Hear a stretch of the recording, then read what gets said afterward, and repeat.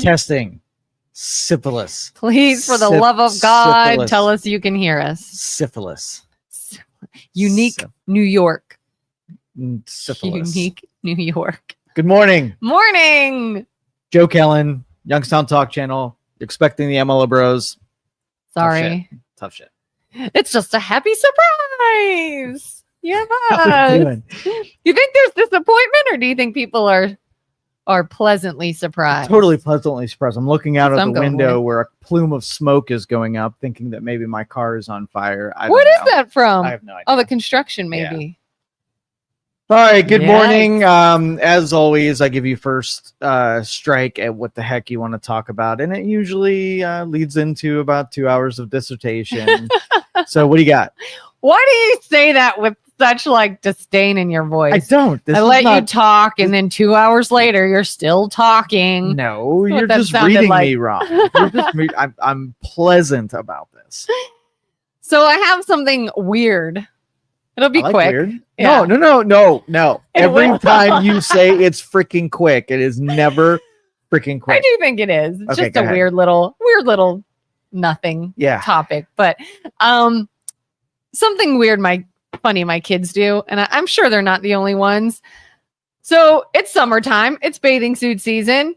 People are in bathing suits. My kids have seen me in a bathing suit every summer since the day they were born. And that's fine. And it's not weird. But it's very weird to them to see me in my home in my underwear. Like if I have to run to the laundry room to get something or whatever. And I'm clothed. It's not like I'm naked. But they'll go, oh God, you have no pants on. And I'm like, I'm literally wearing more clothing than a bathing suit. Like you see me like you just saw me all weekend in a bathing suit, not weird. But if it's undergarments, weird. And I asked them this morning, I was like, why is that? Why is that so weird to you? And I get it. It feels different for some reason. Why? Well, you're talking Mr. Logic. Like there is no mathematical difference between those two What I'm things. saying. Yeah. Fabric differences, sure. How you apply them, sure. How you use them, sure. Right? But cultural programming is a thing. And Yes. if you want to sort of like mass hypnotize, right? That's what we're in. We have these such weird conflicting philosophies, right? Yeah. And it makes no sense It's like ingrained and we don't even know why. Because Yeah. I even asked them like this morning, I had to go to the laundry room to get my jeans. I had undergarments on. I had a t-shirt on. I even had socks, everything. I was more covered than I would be in a bathing suit. Mm-hmm. And my son's like, but a bathing suit is an outfit. It's a normal outfit. You're not in an outfit. I was like, I'm literally in more clothing than I would be in my Mhm. bathing suit. I am more covered. But he's like, no, that's weird. Yeah, That's weird. mass stupidity is what it is. So how many other things do you think we are just So ingrained? what is the purpose then of having clothing in the first place? Like maybe the people who just free it all the time, like ask 100 people and find out if they know what's under those clothes anyway. Would it be a surprise? What is so virtuous about modesty? I don't know. I mean, is it different though when it's your kids? Should it be weird for your kids to see you in less clothing? Or is it that like, why? Like I've even said to my kids, like, you realize you like came out of this, right? Like I literally made you. But it's one of those last bastions where we had that sense that, we should, be modest and we should be pure and whatever. And so we're hanging on to that just a little bit. But then you go out in the landscape of all things, and there is no modesty out there. There, it's not even a thing, but we're holding on to it like it is. Yeah. Like bathing suits are getting skimpier and skimpier and more risque. I say just go nude. Just freaking like a nude beach. Just everybody be nude, and clothing should protect you from dangerous things, and that's it. Well, clothing can protect you from the sun. That's it. So wear enough clothing that you're protected from the sun. Make it total utility. So people start walking around nude or Yes. mostly nude. You don't feel weird in any I way. don't care. I think you would. Why? I bet you would. Like what? Because it'd be weird. But if it's everybody, then it's just it becomes the status quo. Then it's the new normal. That's it. That's all we got to do is break out of that clothing thing. Kind of like I remember when I was a kid in school, our dress code was far more strict than it is now. Yeah. And then my parents before me was far more strict than I had it. And it was almost like, how do you go from can't wear pants if you're a girl, or can't show your knees, or can't show your shoulders? And now it's like they can wear crop tops and the nude normal. That's I perfect. love that. Clem, thank you. Appreciate that. That's That very was clever. a good one. But what would hate, like, we could undermine the pornography industry in 2 seconds when we just have everybody be nude. Then That's here's a what would good happen. point. It would be a reversal, right? Yeah. Everybody would be nude, and then clothing would be the promiscuous thing, where we would look at, like, that person is wearing like a t-shirt. Yeah. That would be the sexy What thing. are you, prude? No, it'd be the opposite. You're a rebel if you wear the t-shirt. Whoa, you're risque. Yeah, look at that girl over there. She's wearing a bikini. Okay, so then how do you feel about parades? What? You know, like pride parades, Right. where if people are being risque, I mean, just normalize it. If that's what's pushing the envelope, then just go all in on it. I'm serious. Like, just go full nude, and then it won't even catch your attention. If everybody's nude, then nobody is nude. It would be interesting what they would do to the adult entertainment industry. It would if destroy it was like meh. yeah, you would big you deal. would you would normalize it, right? Yeah. I guess from a guy's standpoint, like the uncontrollable hard-ons would be really hard, No you know, pun intended. really hard to not be outed. So you'd have to have lot more biological control. You'd have to, like, think of fat whale, think of fat whale, think of fat whale. Unless, again, that's just normalized, because doesn't that also happen when it's like not from an aroused standpoint, but just like medically Just sometimes, happens? because sometimes there's no rhyme or like it reason just to it. happens It just sometimes. happens. And I think you can communicate better when your biology is telling the world that I'm ready for action. Right? It would be much. The Anybody? dating scene would Anybody? change. Pornography would change. So, I mean, like, I have a male dog. Yeah. And I always say, put that thing away, you pervert. But that's not what that means. It can mean a lot of different things when the lipstick comes out. So technically, like, becomes normalized for an animal, could become normalized for a human. I don't think it's a big deal. I think it would take a couple years to get used to it, but I don't necessarily think it changes anything. Although, maybe more sunburns out in public because of the lack of protection, but I don't know. Maybe sex becomes a little bit more common, and the birth rate plummeting reverses, and we start having more kids again. I mean, maybe that's exactly what we need. Do you think it would promote more sexual Yeah, activity? I think guys would be more aroused, and then girls would see what guys are packing, and I think it would lead to more. But if we interaction. normalize it, then it's probably less arousing. No, I think You're there's like, some eh, primitive state. eh. There's some primitive states. It wouldn't be more. I don't think the physical, like I'm, me coming in my branded digs, right, isn't going to woo you over and make you want to sleep with me. But if I'm packing 18 inches of pure fury, I don't know if that would be a sell. but maybe to you, but there might be some, like, if I could get creative with my shaving routine. I mean, there's a lot of stuff that I could use to then lure people in. Think about back in the day when, like, it was risque to show your ankles. Right. Even like the Amish. So the Amish. Yeah, that could like induce a feeling of something to see ankles. But now we're like, ankles, big deal. We Right. see ankles all the time. That That's doesn't right. do That's anything for me. exactly. So I don't see how it would increase the But desire to populate if it means human nothing. beings will always find ways to be different and stand out. So if you take clothing away as your expression of your individuality, it'll just be something else. So in a world that it is totally normal and common to have nudity, if you covered up, people would be like, "Ooh, how intriguing." Yeah, Ooh, exactly. how- What are they hiding? Like they must have Yes. something they don't want me to see. Like, And then you wear ooh, clothes, what and could it that's be? And the then you're most like, rebellious act. then you're like, surprise! It's the same thing you see all the time. But I hid it from you, and you want it more. I made it more Neener. intriguing. Yeah, it's that like, oh, I can't have it. I want what I can't That's have. exactly right. We need to just let the pendulum swing in the direction it wants to go anyway. Give into it. Let all the repercussions that happen from it, and then people realize that that's not a great thing, and then go in the opposite direction. That's just how we roll.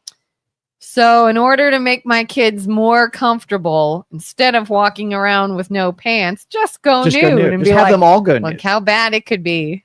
That's right. Well, that's funny too. When the kids become old enough to where they're like, if they're nude in the bathroom or something, and they're like, don't look. And again, I say, I've seen it. I've seen it. Seen it since I made you. I changed your diapers. I've bathed you. Like, I've seen it. But something becomes ingrained that, like, oh no, it's not okay anymore. It feels weird now. And why is that? And I don't know. Like, have you ever been to the beach and one parent just decides to let their kid go nude and jump into the waves, and you feel uncomfortable as an adult witnessing that, right? It's a weird thing. Like, put at least a diaper. Like, that's a vulnerable position for that kid to be in, and I don't want to be around it. And so it makes me uncomfortable. It makes me uncomfortable because I feel like we don't know what other people are thinking. We don't know if someone else is looking at that in an impure way. Right. So it's almost like I'm not uncomfortable because I feel some kind of way. I'm uncomfortable for you because I don't know what those people are thinking. I would never do that because there's some sickos out there that would take advantage of that and get an erect penis because of a young kid running around on a beach. And I'm talking about Congress, more or less. That's true. Yeah. So, but then again, that just says you can't go to the whole make everybody nude, because what about kids? Well, but you've made it a thing where it is sort of like a forbidden fruit, and if you make it unforbidden, maybe you remove some of the allure of it. So, should we make it unforbidden to have relations with kids? Not a chance. Right. So some things have to stay that way. I agree. I mean, even like the transgender bathroom, like I always thought, like if you're going in here to use the facilities and you're just whatever, why do girls don't want to see guys do it? And why do guys don't want to see girls do it? I mean, have you ever been in a unisex bathroom where they're both sexes doing their business? I think so. Yeah, I guess. Not like, so, like in a stall. I feel like I've known that there was a guy in a stall. I didn't see anything. Right. Well, what would be the downside to it? I mean, I'm a very private bathroom person. So if everybody's on the first floor, I use the restroom on the second floor. And if everybody's on the second floor, I use it on the first floor.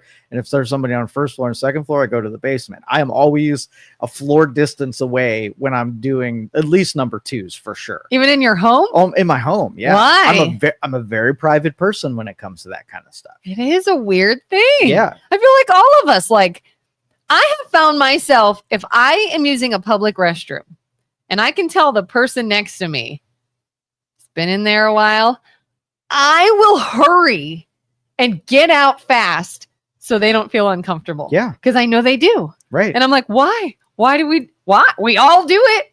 We all do it. We all know why we're in this room. We all know what's happening. But there are these like awkward things. Or we have a couple guys in this building. Like if you go into the restroom, they have no compunction about letting loose, and they don't care who's around it. And the splatters and the sounds and the smells that go along with that makes me gag. And so I know that I will wait 10 minutes until they're finished before I use that restroom. Do you want to hear an incredibly disgusting story? Sure, let's do it. I would love to know what I probably know what you would have done in this scenario. Mm-hmm. This was maybe a month ago or so. We were in Hudson near Cleveland. My husband and I and our son, our daughter was at a friend's house. We were having dinner with some friends. And my son had to go to the bathroom. And I said, well, I got to use the bathroom too. I'll take you before we leave. The bathrooms are in the back of the restaurant. And the closer we get, the more this powerful stench is hitting us. Don't even know what it is. My son's like, what is that? I said, I don't know. I don't know if something died in the air ducts. I don't know, because it's kind of by the kitchen. I don't know if maybe their the sewage is coming in. I don't know, but like, hurry up. You go in your bathroom. I'll go in my bathroom. Let's get the heck out of here. And he's like, okay. He goes in. I go in the women's room and immediately find out what it was. An older woman had an accident all over the place, all over the floor. As soon as you walk in, it's on the floor. It's in the sink. It's on the counter. I don't know. She clearly didn't make it. And two, it looks as though maybe the stall was taken because it was right there. It was all over her dress. And I'm just like, oh God, I gag even thinking about it. And the woman was in like surprisingly upbeat spirits. She's like, oh, excuse me. Just made a little bit of a mess here. And I said, oh, and she's like, that stall over there is clean though, if you want to use it. And everything in me went, run for the hills, turn and get the hell out of there. But I felt so bad for her and so embarrassed for her that I held my breath and went into the other stall because I didn't want her to be embarrassed by my disgust or like immediately turn and run, because I knew what had happened. I knew she couldn't control it. I know she doesn't want to be in this position. I know she's probably embarrassed even though she's playing it off. So I just looked at her and I said, happens to all of us. And I went in the stall and tried so hard not to puke, peed as fast as I've ever peed in my life, and ran the hell out of there. And luckily she was leaving as I came out. And I was just like, either I have the worst issue with boundaries and people pleasing I have ever seen, or I don't know what. Like any normal brained person would have left that room and not gone in there. And I went in there because I put my health at risk over making her feel bad. Yeah. Is that weird? Very much so. Like you probably would have ran. The state, like I would have been nowhere near that place. I've gone in, we do a lot of state parks with our hiking. And sorry, Jeff. I can forget about breakfast now. Jeff. Like I know we freaking ruined it. But I go to state parks, and state parks restrooms are not known for their cleanliness. And there was one state park this weekend, and I said I'd rather get a kidney infection than go in that restroom. That's to the level that I will. Were you just assuming how it was, or did you know what was in there? Yeah, secondhand accounts. I should not go in that restroom. It is known that I can't take it. My stomach's not right for it. Oh yeah, it took everything in me to not throw up when I went in there. Well, thank you for bringing this topic up. Jeff is grateful. Carter's grateful. Yeah, I'm sorry. I don't. It started with you walking around in your underwear, and it got to number 2s in bathrooms. So I apologize. In my defense, I don't think I brought up the bathroom. I think you turned it to bathroom. I escalated it quickly. So who's grosser, men or women's restrooms? I feel like men's. I think women's are way grosser. I don't think so. Way grosser. As somebody who used to clean bathrooms at different jobs, I beg to differ. Okay. I've worked in gyms where I had to clean the locker room. I've worked in restaurants where I've had to clean the bathroom. Why does a men's bathroom have footprints from tennis shoes up the wall? What's going on in here that I have to clean the footprint off of the wall? Because men are pigs. Yes. They really are. They really are. I'm not saying women can't be gross. I feel like men are intentionally. Oh, yeah. It's funny. Gross. It's funny to be gross. You know, I mean, come on. Little kids laugh about their farts. You know, I never found that funny. I never did either. I never find flatulent humor funny. No, it's just not. I didn't either. I don't either. Have I ever farted in front of you?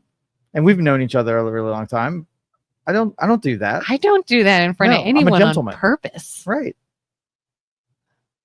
I think we should get off this topic. I Oh, really do. God. How did we get You here? did. I blame you. You got first strike. You brought us into flatulence. Listen, I just want my kids to understand All right, that. give me a new topic that has nothing to do with excretions. I mean, yesterday we talked about something and nobody heard it because our sound was off. Do you want to go back Sure. there? Let's go. So yesterday we were talking about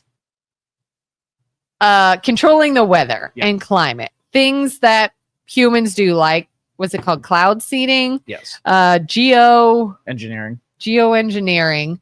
The fact that we can put, I don't know what it's called. It's iodized silver, something or other, up into the atmosphere. And we can affect rainfall to help things like droughts and whatnot. And now there is this growing concern from people that because we are screwing with the atmosphere, we maybe could be causing things like mass flooding and all these other weather problems. And so my question was, do you think that has anything to do with it? Because I've also heard that when we do things like cloud seeding and whatnot, we're accounting for like 5%, at most maybe 15% of rainfall that happens from us doing that. Do you think that's true, or do you think we're actually affecting it more than we thought? So, as an expert at everything, including This is true. weather and Of all things. cloud seeding, I think when you F with Mother Nature, there's always a cost. And if you don't go into it knowing that the butterfly effect of you making a change creates 1,000 flaps of a butterfly's wings in every direction, then you're not thinking deeply enough about it. So do I think, and I'm a spreadsheet guy, so you get net benefit, right? You add up all of the benefits that you get, you add up all the costs that you get. So like the CV, right? CV? The CV19. What's that? I don't know what that is. C19V. I have to use coded language when I talk about certain subjects that begins with C. Oh. Yeah. Woo! Took a sec. Okay. Ding, got So it. what you do is you write out on a spreadsheet what it can do for you, and you write on a spreadsheet what harm it can do for you. And you look at those two things, and if there's a positive number, then you take a risk, because everything is a risk.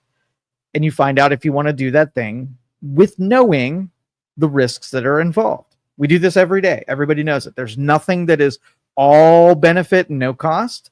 And there's not many things that are all cost and no benefit, right? Mhm. So if you have, we'll say if you have a farmland agriculture that is food is, going to shrivel up and whatever, and you can take the risk of manicuring or cultivating rain from a cloud, and it saves all the crops, then you waterfall it down to find out how many lives you saved by saving those crops, and find out what the costs are. Like, you altered that rain and it's not going to drop in a different space and whatever. And you just keep going until you have ferreted out all of the costs. And then you say, should I do this? Yes or no?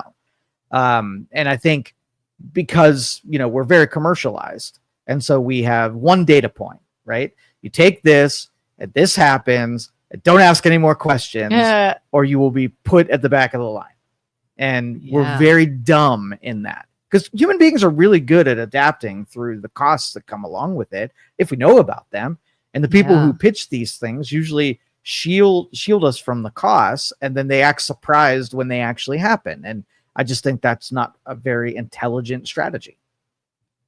So do you think there's a time and place for purposely interfering with the weather and atmosphere? Okay, so in your own home, you know this answer, right?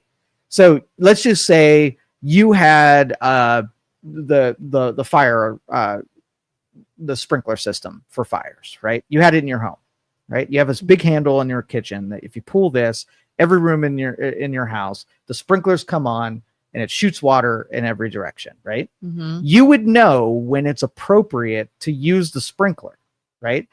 Now, let's just say you're cooking bacon and you get a little flare up. Do you pull the lever? Yes, no. Why? Why would you not pull the lever? There's definitely a fire there. Why wouldn't you pull the lever? I can use other means to control The that. cost is that you're going to ruin a lot of shit. So if you're going to pull that lever, you want to make sure that the emergency is big enough that ruining the shit is a lesser, sort of a lesser option than the emergency that has presented itself, right? And so let's just say you have a farmer that's going to lose $1 million worth of tomatoes if you don't seed this cloud, right? So you're like, okay, well, farmer, pay for the cloud seeding. And then we're saying, okay, well, this is going to rain, but here are all the things that are going to happen. When do we want to pull that lever? When people will die, when people will get sick, when somebody won't make as much money as they would otherwise. And who's responsible then for the repercussions of pulling the fire alarm? If it's you, if you get the benefit, but also you get the cost, nobody has any problem with that whatsoever. It's only when you pull the fire alarm and somebody else shit gets ruined that you didn't ask them about what the rules are for pulling it, but they have a consequence to pay and they didn't get anything from it. So let's just say we seed clouds and we change what that cloud would have done and the direction it would have gone and the moisture that was in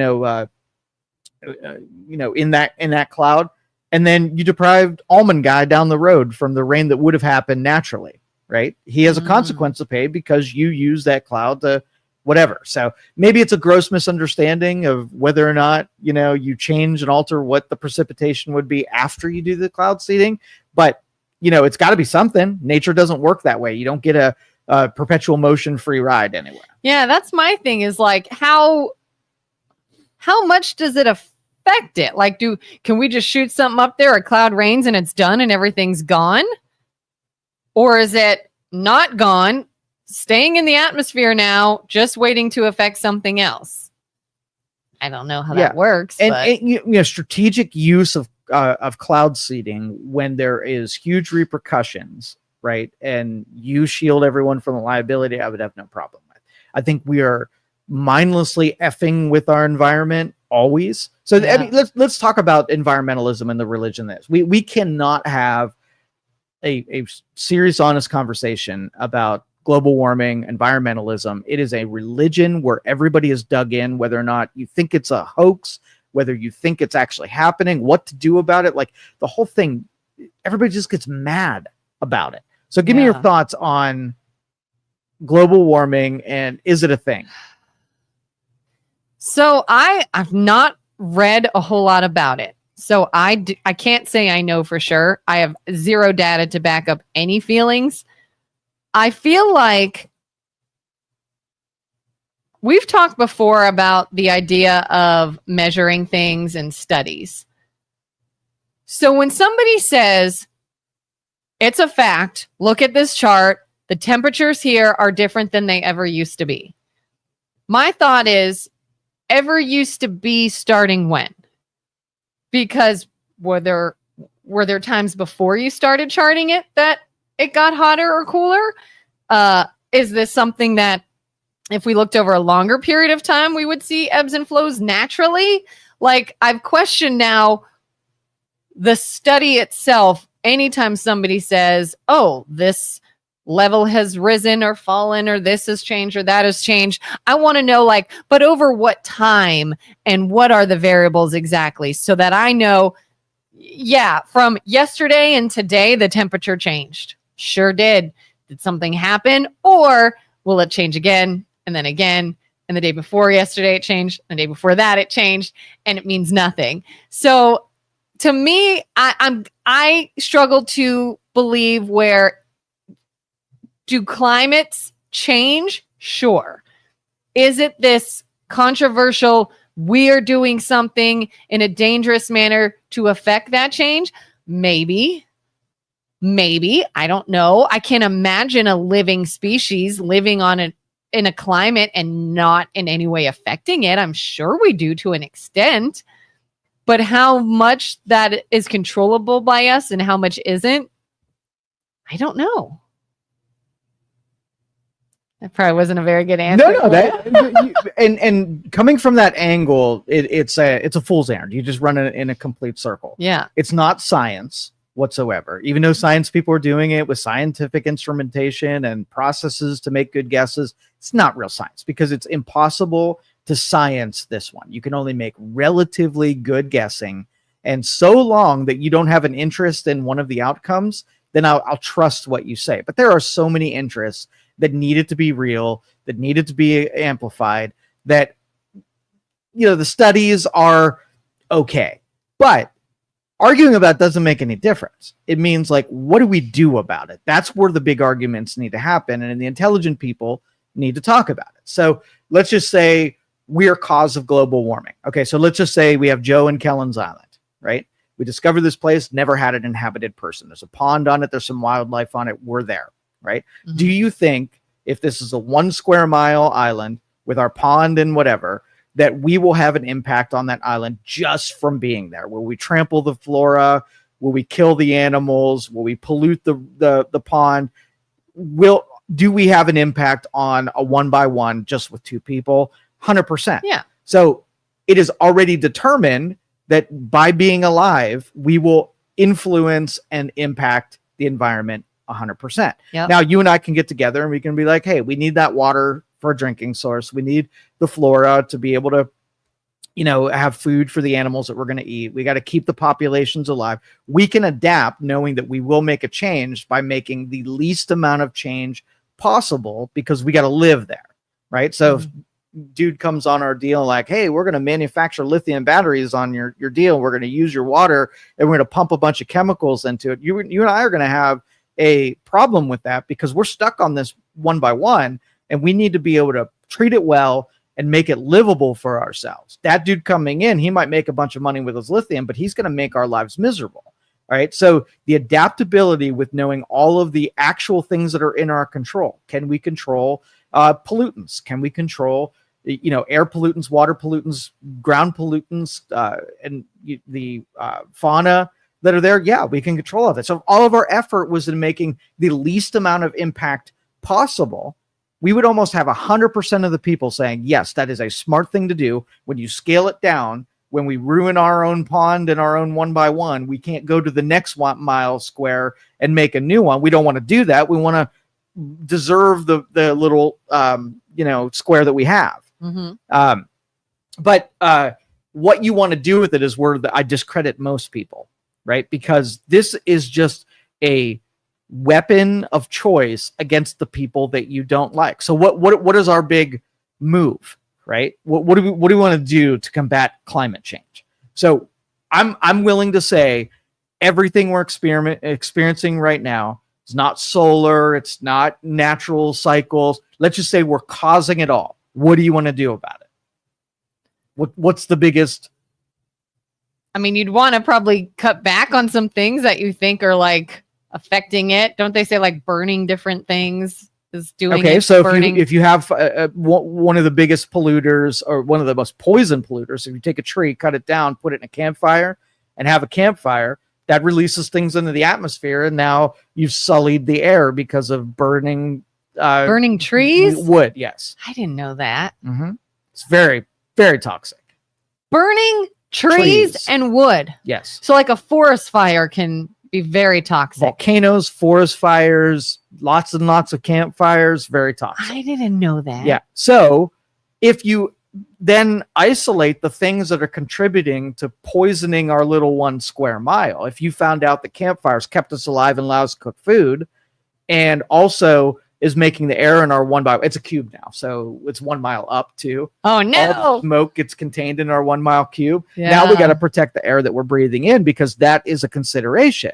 So what do? We decide that we're only going to do enough camping, enough fire to eat and have warmth. We're not going to have like a token fire because we enjoy it. We're going to only use fires to stay alive because in the priority, we're important, right? Yeah. Our livelihoods, our security is priority above the Earth's and the environment's and the water's security. So if it was me or the pond, like you're like, hey, in order for Joe to survive, we have to pollute this pond. It means bad things down the road, but who's more important, the pond or Joe? We have to choose Joe like without hesitation because my life is way more important than the fauna, the flora, the pond, the air, everything. So people have to be first and foremost. Isn't it sort of a catch-22 though, that eventually in this cube, if you ruin everything else, then you too will die because you don't have those resources. So that's why you have to deserve your cube and know how to see what makes it healthier, see what makes it hurt more, and all of the things that are unessential that are contributing for its poisoning, you have to stop doing. So we live in a political state where it's not about personal responsibility. It's finding your enemy and making them do the thing you want them to do, where you have control over your little circle, and that's it. If you're responsible, then you can preach responsibility, and then you can basically market to other people that it's better that way. Your pond stays cleaner, the fish are greater, right? But so long that we're interjoined with other people and their bad decisions, the lithium guy doesn't give two shits that you're not going to have any water to drink, right? He needs lithium, he needs money, and that's it.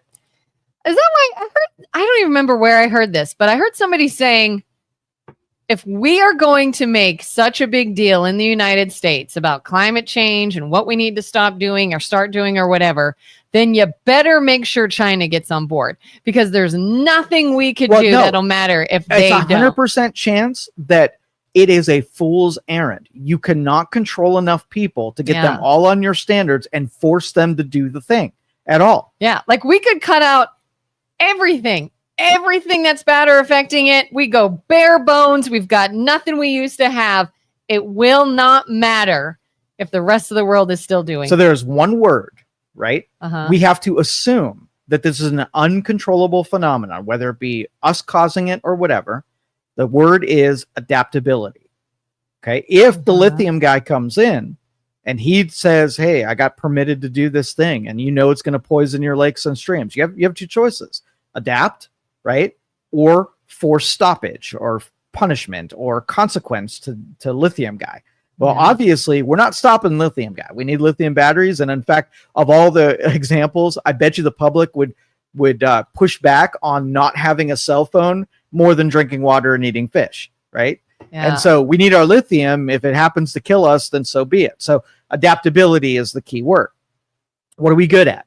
We are really good at adapting to those pressures. We are really, really good.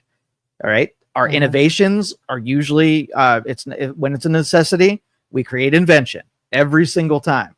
So instead of fighting about who we're going after and who we're going to wield this weapon against, all of our brilliant scientist minds, instead of, it would just all conclude at this point: the environment, the ecology, the ecosystem is changing, period. And no amount of movement is going to send it back in the other direction. So put all of your energy in adapting around those things, and get really good at converting carbon dioxide out of the air and create fuels from it, cleaning up oceans and waterways. Put all of our momentum in that, right? Give the extreme advantage to innovating in those sciences instead of fighting against. Oh, so instead of fighting about what we should stop, start looking into how we can use what we're already doing. Exactly. But it's more popular just to fight it. Like, I can make arguments against, like Julie was saying, 97% of scientists have consensus that global warming is real. CO2 is increasing since the Industrial Revolution. I go with the scientists. And I can very easily argue against that, but it makes no difference. It's still going to happen. You're not going to get enough people to conform. You're not going to change behaviors enough. You're not going to shut down industrialization. You're not going to take emerging companies or countries and convince them that what we did 100 years ago, that they're now not permitted to do now. None of that's going to happen. So it is a fool's errand to push against stopping something that's unstoppable. So instead of saying stop emitting CO2, it's what can we do with CO2?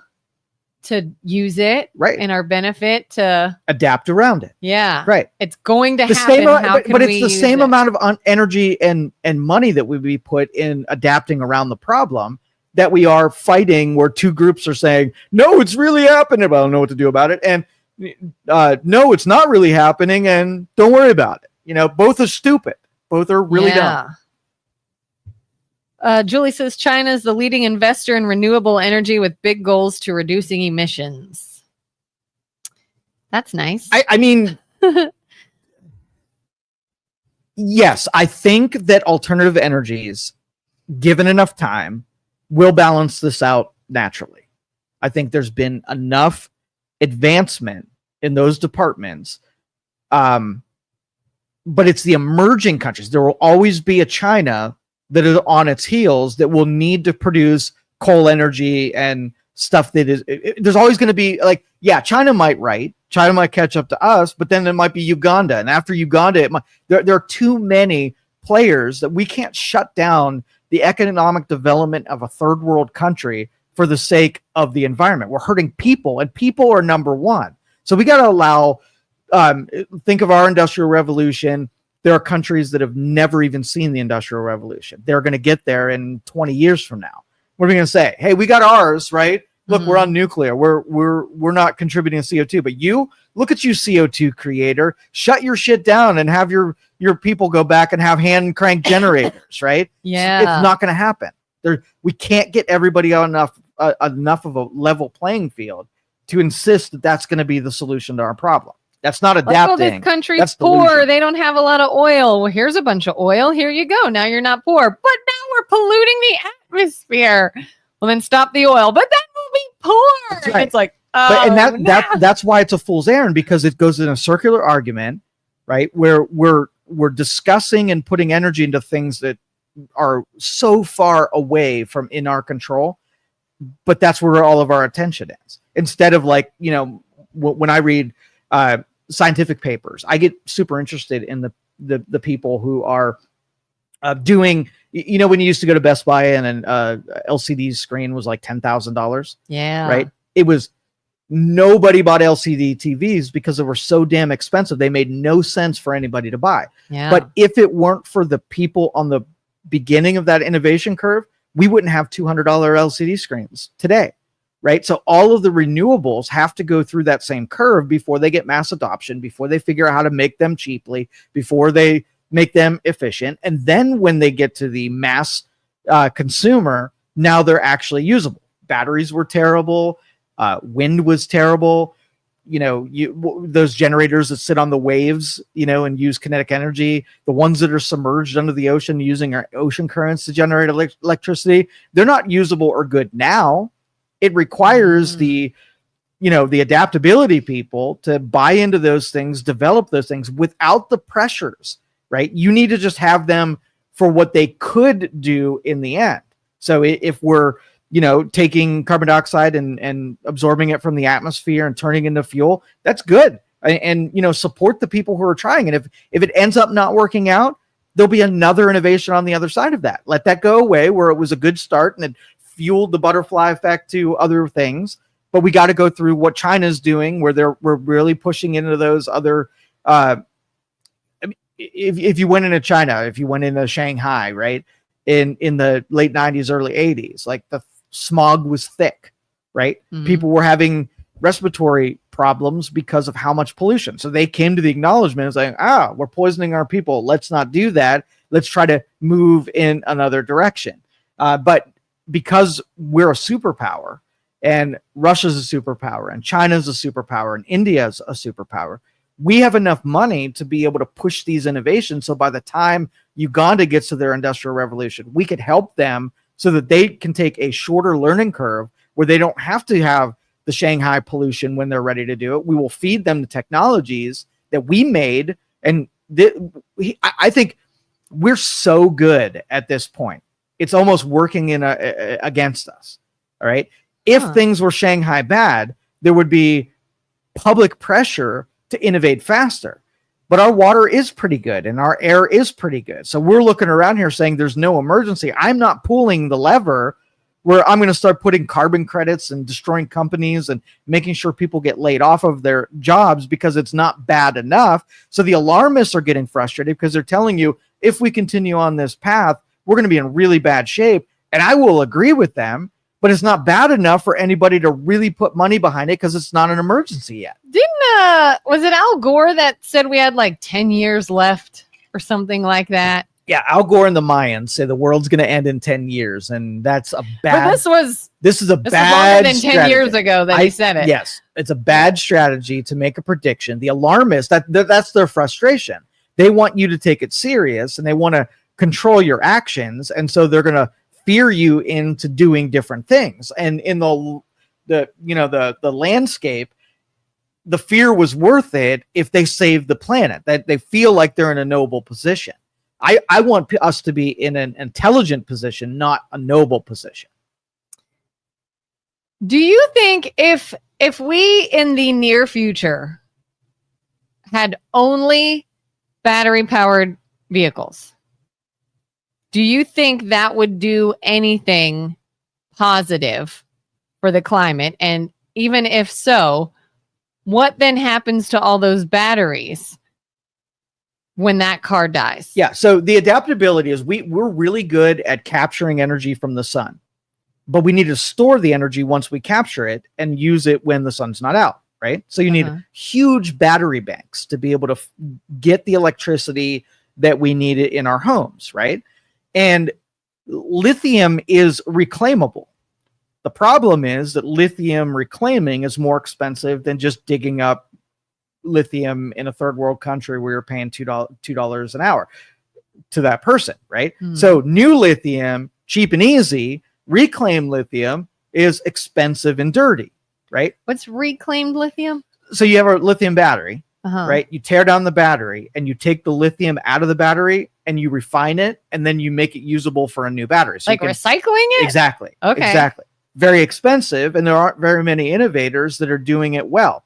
In fact, Tesla, who is a big battery producer, is doing refining, and they say they do not want to be doing refining. They want anybody in the world to pipe up and do the lithium refining because they don't want to be a lithium refining company. It is a terrible business, right? But we're going to have this surplus of lithium batteries when this cycle, like I've got a 2017 Tesla that usually lasts about 10, 12 years. There's going to be a big battery bank. What the hell am I going to do with it to make sure that it ends up somebody that's going to recycle it? See, that was my question, is like, are all these battery operated vehicles just like going to be in a landfill somewhere? Because that can't be good. It's a huge resource that somebody needs to innovate into it to reclaim lithium better than what it is that we're paying for brand new mined lithium.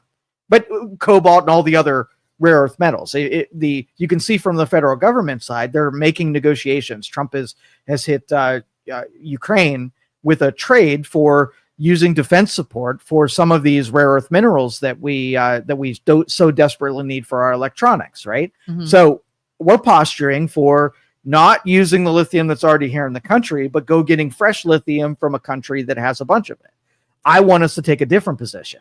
Why does the lithium refurbishing whatever suck so bad? It's very dirty. It's a hard process. And when you're comparing it against somebody who's tearing down a battery, taking it through a chemical refining process, you have to reclaim it, meaning the busted used lithium and the components that are inside that battery. It's not just as easy as like take the lithium tube out of it and put it in a new battery. You got to make it usable for the next battery, which is harder than sending a kid in a mine with a bucket and pulling the lithium out and just giving fresh, unadulterated, lithium ready for use in a battery. So that's what I'm saying. Like chemical processes have to change, manufacturing processes have to change to make that lithium reusable in the future. I was going to say, is there any way we can try to task another country that is struggling with this job, the lithium refining, and give them an opportunity to make money doing it? Yeah, we can birth another industry where just in that vein, and that's just one of maybe 100 of those processes. But the problem is if we built a windmill out there right now, right out here in our parking lot, how many people would be in support of our windmill? How many people would be against our windmill? About 50-50, right? Probably. 50% would say it's dumb because something that costs $150,000 has a capability of putting out $150 worth of usable electricity. It's a token gesture. It's not feasible. It's not efficient, right? And the people who love it will be like, oh, that's so noble. Like, I'm going to shop at your place because look how friendly you are to the environment. So it's stupid on either account. But me putting a windmill up there, when it is a break-even deal, like I did solar panels at my house. I did testing, put the panels up, built the entire system, and figured out, is it usable? How much would it cost me to build a solar system that was in Ohio that was a good decision. You put them on your roof? No, I just have an array sitting on the side of my house. Oh, okay. Right. Just doing the math on it to see if it's usable. And it would take me about 11 years to pay for the investment of all of my solar setup. Right.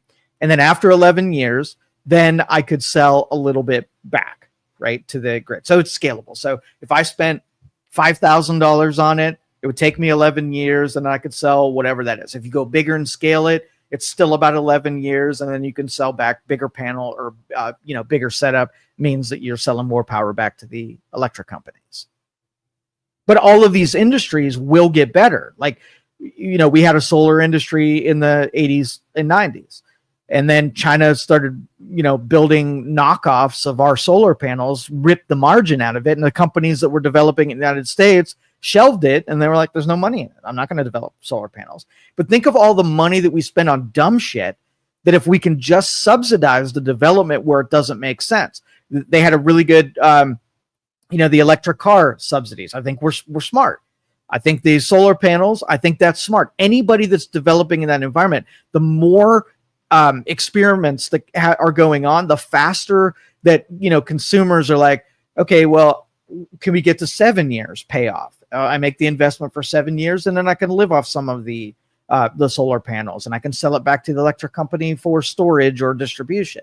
But anyway, the case is that you have to make it a non-political issue so that smart people are in control of it and it doesn't become a zealotry argument instead of a scientific argument. Oh yeah, everything becomes a political issue and or argument because people want to profit off of everything. And it's like there could be this amazing idea and here's a new innovation and I think it's really going to help people and it's going to be a smart move, but people in power want to be the ones over that and benefiting from it and getting credit for it.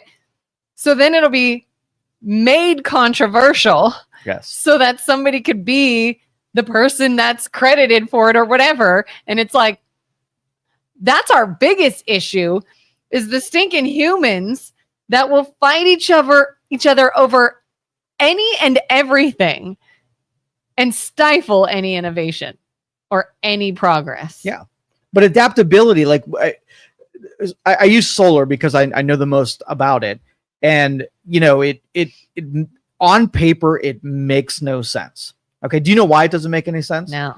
Because the Earth has an atmosphere that protects us from the sun's radiation. There's an immense amount of sun energy that the sun gives off. We are we are just pummeled with energy.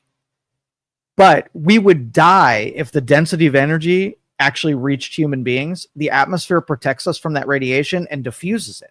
So that when solar collectors actually takes that solar and then re-intensifies it.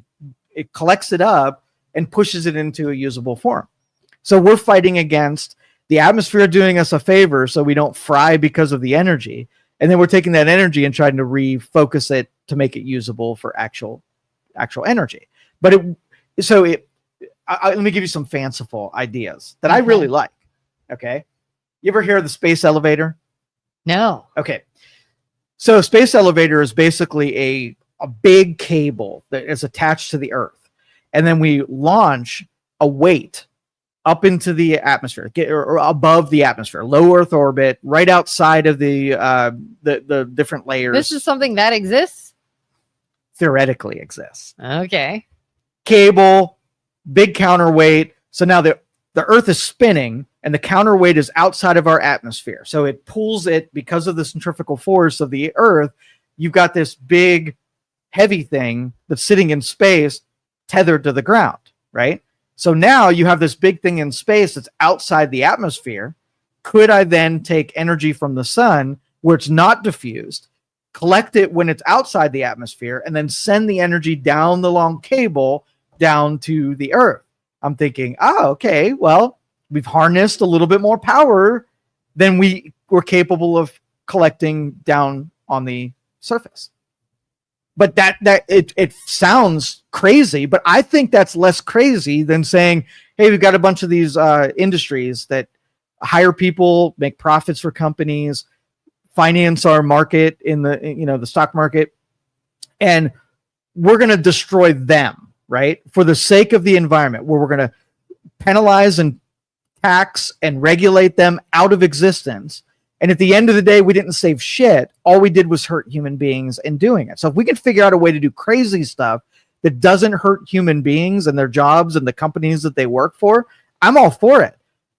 So just as though a solar panel would collect the energy here, yes, make like a heavier duty solar panel like thing up in space that has the ability to send that energy down and power a bunch of things. Yes. Safely. With higher efficiency. Yeah.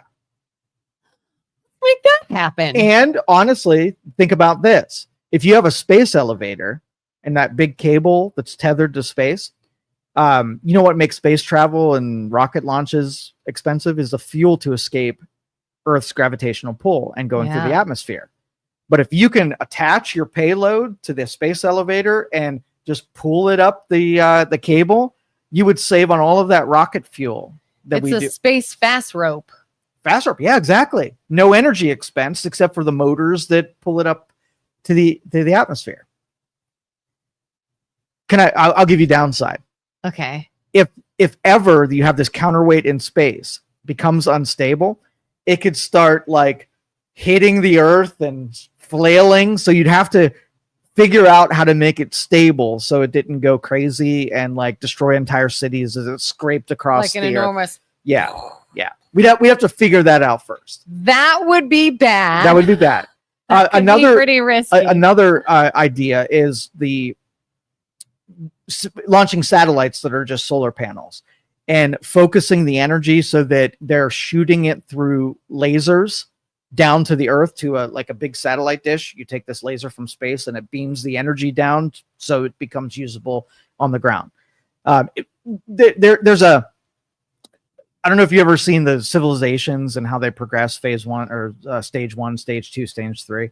And we are getting to like the end. I believe it's the tail end of stage 2, where a stage 2 civilization uses all of its sun's energy, right? It's capable of, it's called Dyson sphere. And this is, again, fanciful. This is stuff I live for, though.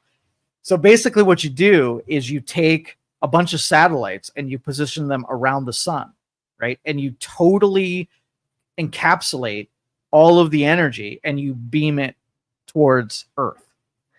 And they'd have to be far enough away to not burn up. Yeah, probably. I don't know. Maybe some burn up. And then you beam it to Earth. But these exaggerated ideas get us closer to something in between the really crude innovations that we have right now and the Dyson sphere. There's going to be different steps along the way. It doesn't have to be a space elevator, but when you start thinking about, what's working against us most, our damn atmosphere. It's keeping us safe, but we need that damn atmosphere. But let's get energy from outside of it. Try to be, and again, all you have to do is produce a 10 principles. People first, clean as you can, just like we're on our island and we've got the 1 cubic mile of space around us. How do we treat that space as good as possible without having to bail and go to an unpolluted version? That's how we should, invite people to behave in their environment. You've been on camping trips, right? People throw their trash out and pollute it. Why? Because they're just going to move on to another spot. They don't lazy. Care. But if it's your drinking hole and you got to drink out of that puddle, you're not going to piss in it because you're the one that's going to be paying those consequences. Yeah. But then these ideas sound almost like exciting and inspirational. And then I come back to reality where I think, look at Elon Musk. Would you say he is somebody that would be trying his damnedest to innovate, make things work in order to save civilization down the road? Yes. Yet you have people who have become so trained maybe to hate him for political reasons that like they'll cheer if his rocket explodes. They'll cheer if an experiment goes awry. And it's like, this man could be working to save your children's children, whatever. Could be working to better our planet. And because of a political argument that you have with somebody, you've been taught to hate this person because of who he sided with politically, and now you're against him and everything he does, no matter what it is. And I think that is going to be our biggest hurdle, bigger than how do we capture energy? How do we make things clean? How do we renew stuff? All of that scientific innovation won't even matter when our own people stifle it over dumb reasons. I think that all the time. I've studied every innovator in the last century, right? To like every biography I can get my hands on, it's somebody who did something. You know, that the theme is that when they are early development, the detractors of those people are, I don't know why this is, but it is a phenomenon that reveals itself in every generation. Anybody who's trying to change something, they get gang tackled by the dumbest people amongst us. And they do it anyway. And Elon's going to do it. And Thomas Edison did it. And Tesla's going to do it. And Henry Ford did it. All of these people on the early stage, like the Falcon 9 became what it became because nobody was paying attention to him when he was failing a ton, right? Nobody. But once you get to a high profile, if you don't hit a home run on your first attempt, right, you're gang tackled that you're an idiot and whatever. But stupid. I was watching Falcon 9 stuff and they were blowing up like every week. And I was like the only one interested. Me and 10 guys who were sitting in Nerdville pushing up our glasses, you know, playing Doom. Yeah. Right. Oh, yeah. I love when like a rocket will explode and the mission will quote unquote fail. And everyone's like, oh, he's such an idiot. He doesn't know what he's doing. I'm like, did you make a freaking rocket? He had a rocket get off the ground, but he's because you in your basement could do better. Is that it? Like, exactly. That's so dumb. But because it's such a phenomenon that reveals itself in every generation, that's what human beings are. Right. Yeah. And that's why, you know, all of our primitive instincts about, you know, taking the people who can solve the problem and demonizing them and revering like the prophet, what's his name? The world's going to come in and Al Gore, making prophets out of the idiots and reviling the people who can do things. Like we're just a big group of dumb people who worship other dumb people. Like, I know we want no kings and we don't want government telling us what we can and can't do. And nobody can have ultimate power over us. But I could really understand the need for a person in power to be like, all of you shut up. I'm doing this. Right. Like you have no say. You have no vote. I'm taking charge. I don't care how you feel about it. I'm doing this to save us from ourselves. Yep. I could totally see the need for that. 80-20. 80% of the people are too stupid to make good decisions and they get to vote. That's what it really comes down to. And so you have the dumbest people in leadership and you have 20% of the public are just looking around like saying they don't deserve us. They really are just going to meet their end and they're going to be so surprised when it happens, but they're in control. So speaking of power and fuel and things of that nature, this is slightly off the subject, but it's made me think of it. Have you been through New Middletown lately? There's a new, I think it's a propane tank directly in the center of the parking lot of the hardware store. There's like the hardware, pharmacy, salon, plaza area, center of town. And there's a chain link fence, and in the middle of it is this tall vertical, I believe it's a propane tank. Okay. And I am so uneasy. Like I am so nervous that we just built a bomb in the middle of town because it's right by the construction. Like entire road under construction, drilling, digging into a road, into the ground. Enormous propane tank right here. And I'm just like, did we just make a bomb in New Middletown? It's just sitting there waiting. Well, if it makes you feel any better, there are probably hundreds of thousands of those tanks, storage tanks that don't blow up on a regular basis. Technically, it's probably a big target for, human dismantlement. Yeah. But you're probably okay. I am so uber paranoid lately because I don't know what is happening, but I feel like we've been hearing about more and more local explosions. And maybe this has always happened and we're just hearing about it. But what is happening? Like in the last year, I know of at least 4 or 5 explosions, like just in homes. What is happening? Is this just like a crazy set of coincidences? I don't know what caused them, so I can't even say, oh, it's faulty hot water tanks or propane tanks in the yard or whatever. I don't even know, but I'm like terrified now that something's going to explode. Is that weird? They probably were always happening. I mean, I think we're safer than we ever been, but we have these news cycles that need information. And when they dig through catastrophe, they make it forefront because we love watching things blow up and whatever. So I don't think it's happening anymore than it is. But if it is, like, if let's just say, we're more likely, I don't know, to put more dense energy. Like if that's our struggle, where we want battery packs in our backyard and big propane tanks and whatever reserves, just like if you put a gas can in your garage, right? Probably won't explode, but having the gas can there means that it's a higher probability that there's going to be a gas can exploding in your garage. So it's one of those things where now I got to worry about that. Do you have a gas can in your garage? I don't think it's a gas can, but there are motor vehicles in the garage. Which have gas tanks. Yeah. What? I'm so afraid of everything. Remember yesterday we were talking about like how to reprogram yourself to not feel a certain way. That's my thing. I've been programmed since childhood to fear everything. And it'd be great if I could you and everybody else. Oh my God. How do we quit that?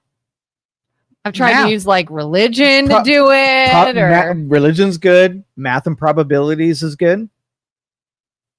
People have an understanding of probabilities, and situating in your unknowns is what people are usually afraid of. Yeah. But if you had actual probabilities where you measured things and listed their probabilities, you'd feel a little bit better.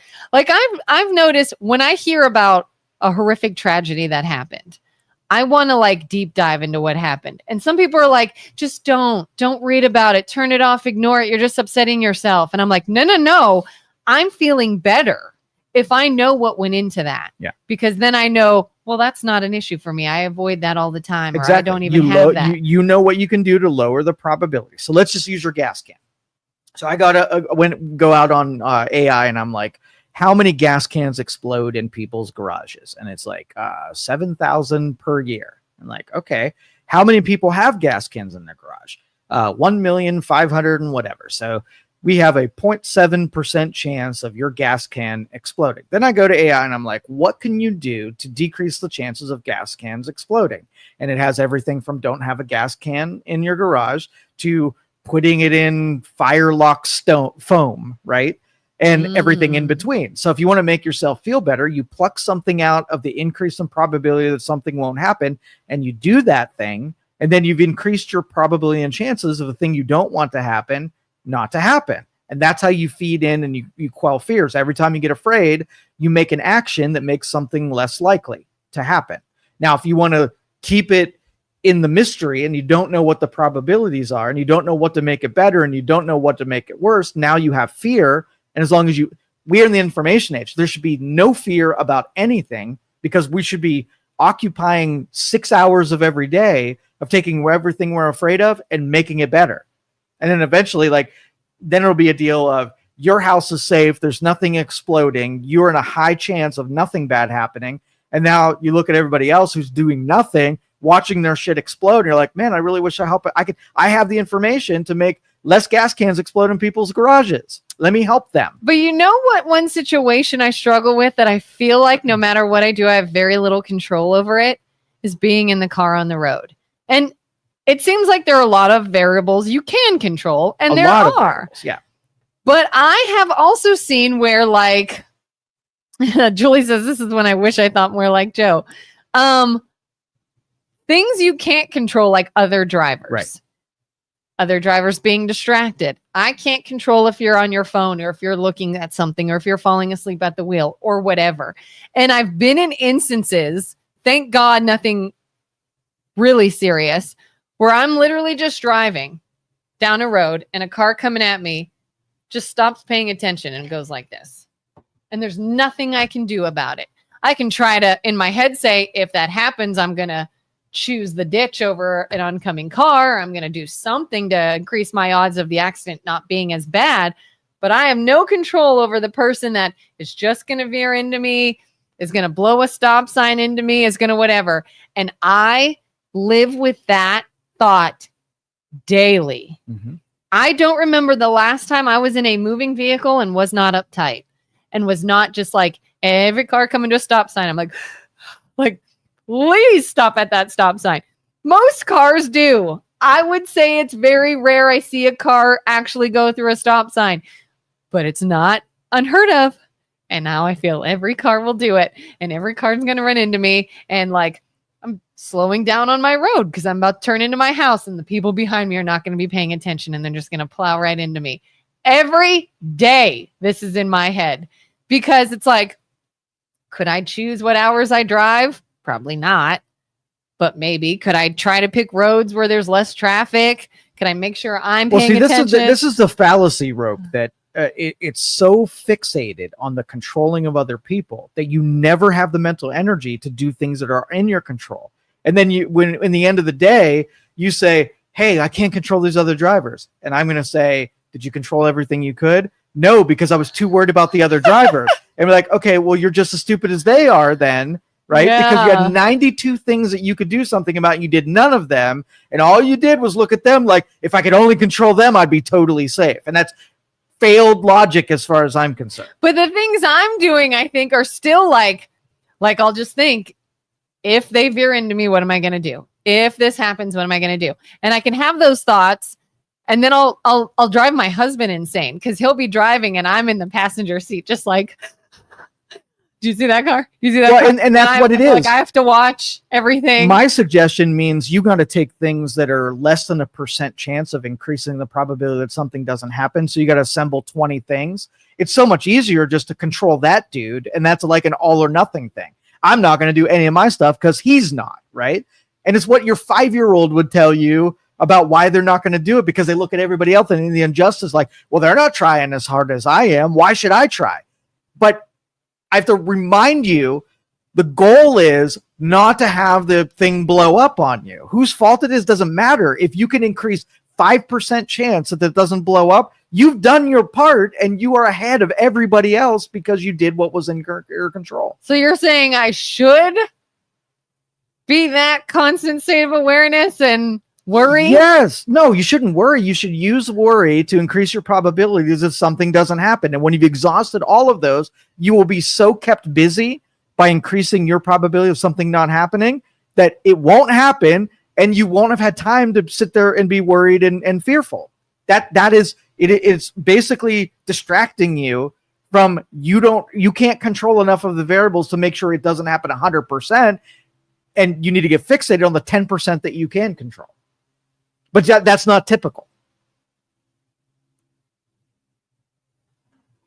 But sounds like I'm still going to be stressed out in the car. You're not, though. These are all automatic. Like if you wanted to increase your chances of the gas can not blowing up, and I said you increase your chance of it not happening if you vent it every day. So you put on your calendar at 8:00 every night before you go to bed. You go out in your garage, you take the cap off, you let it vent, and then you put the cap back on.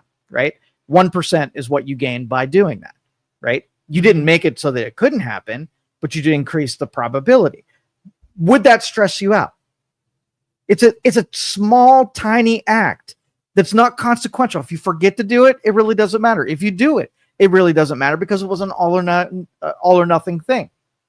If you make sure that it's not sitting in the sunlight, it's not something you're going to worry about because it's a bunch of inconsequential things that increase the probability that doesn't happen. So do I pretty much just kind of tell myself, well, I know I wear a seatbelt. I'm not staring at my phone. I'm going a reasonable speed, and there's room. If I got to swerve, I'll be fine. And just... They'll keep adding to the list. Is there anything I could do today that makes it less probable that if that situation happened that I could do, and then go do that thing? And then you're assembling 100 different things that you do that allow you to increase your probability that that thing doesn't happen.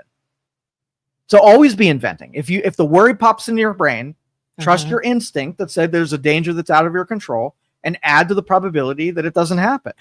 So, like, I have found that I used to think that I felt safer if someone else was driving. Now I almost feel like maybe I need to be driving and then I feel in control. So maybe I do that. Like, do I just increase the probability? That might be one of them. I know Take a I'm in defensive control. driving course, add some extra utilities into your car. Because I'm like, if I'm in the passenger, I can't make the driver do something or not do something. And I can't make all these other drivers do something or not do something. I'm just there like a sitting duck. Yeah. And then you not be a contributor where you don't do all the things that cause unattentive drivers to go into traffic. And just trust me, there are so many things that are in your control that you're not doing right now that will distract you from the inevitability that you can't control another human being while they're doing dangerous things too. Just control you. But what do I do if I'm a passenger and I'm freaking out? Make a list of more things that you can do when you're in the driver's seat. Like, here's a good example. You want me to say, here's a purple pill that you take and it makes you in control of all things. And that just doesn't make sense. I just want to know. So when we were out of town, that same instance of the bathroom, before that happened, we were going to a bike park. We're driving from our friend's house to this bike park. And I thought it was like a couple miles away. I thought it was close. The further we go, I realize it's not close and you have to get on the highway and there's people driving at fast speeds. And for whatever reason, I am in the back seat, my husband driving, and I realize I'm terrified. Like, I am just, even my son's like, are you okay? And I was just like, fine. Like, I feel like we are flying. I feel like I am almost like, I feel vulnerable. Like, I can't control anything. And oh my God, we're going to wreck and something bad. Like, we're going too fast and there's nothing to hold on to. And it is like this most intense uneasiness. I told my husband, I said, had I known this was farther away, I wouldn't have even come. I wouldn't have gone. Like, that ride here, I was terrified the whole time. And I'm just like, what is that? I didn't even know where that came from. Some people say perimenopause. I don't know. But like, what do you do? What do you do if you're like, I am suddenly in this situation and I can't get out? I have to just get there and I have to stop freaking out. But what am I controlling in that situation? Let's change it to a more simple deal. Okay. You need to invent ways that make you feel better about the situation. So do you have a 2-story house? Yes. You sleep on the second floor? Yes. You ever afraid that fire breaks out on the first floor and you're trapped on the second floor? Well, I am now. Okay. So fire's you cannot escape down the first floor. Is there anything that you can do that when you conjure that up in your brain that there's fire on the first floor and you're on the second floor? Is there anything you can do?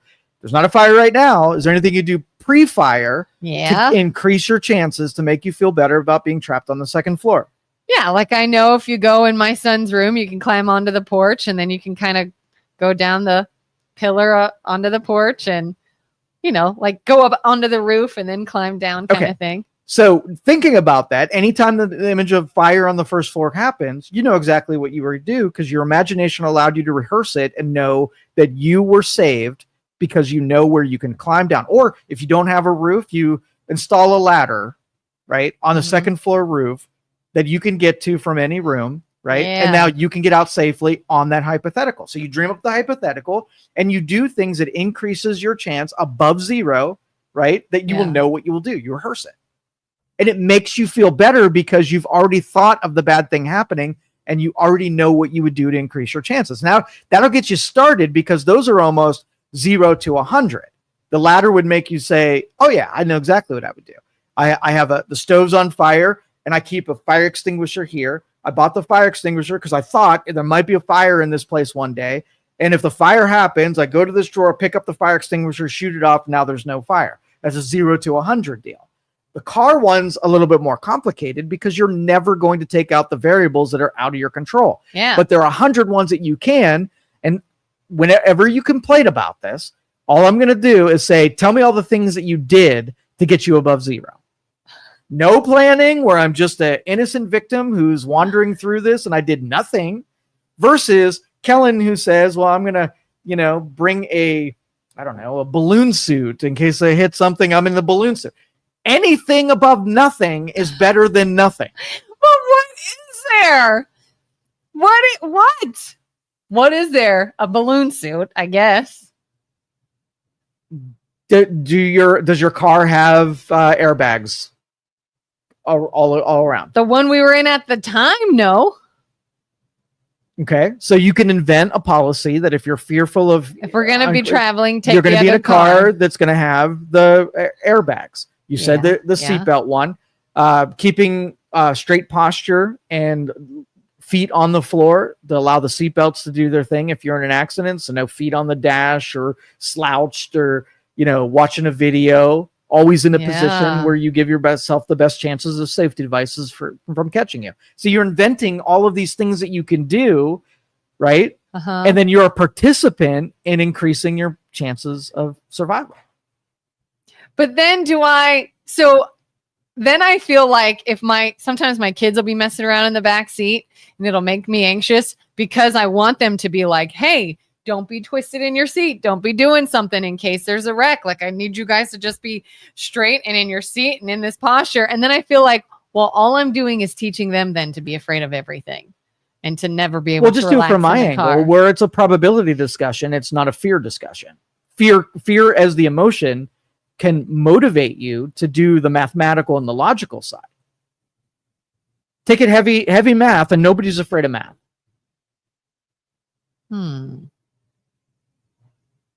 I still feel like if I'm like, hey, can you just turn forward and look forward and put your feet flat on the ground and make sure your seatbelt is where it needs to be, they're going to be like, oh, God. Yeah, you can say that the seatbelts were designed with a crash test dummy that is positioned a certain way.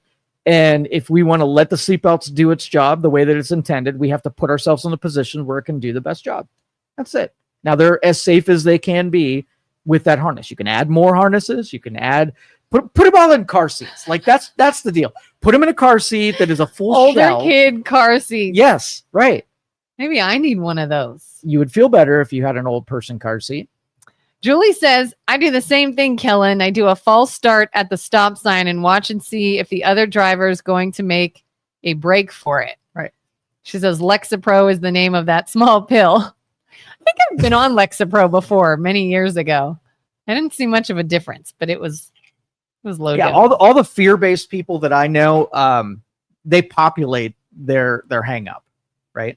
Because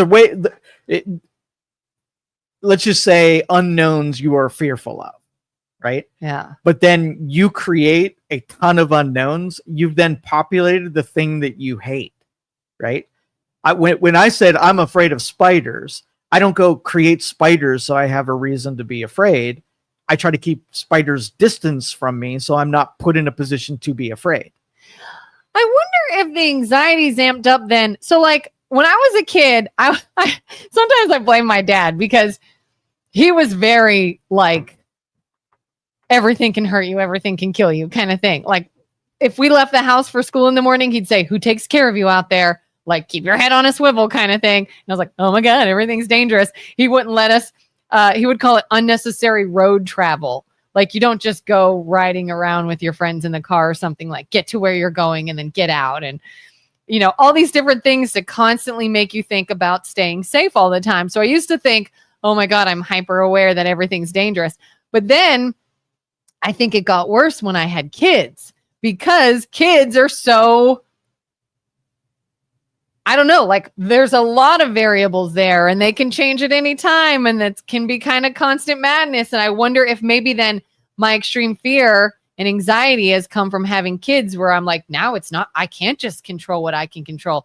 Now I have to be over me and these two beings that are basically chaos.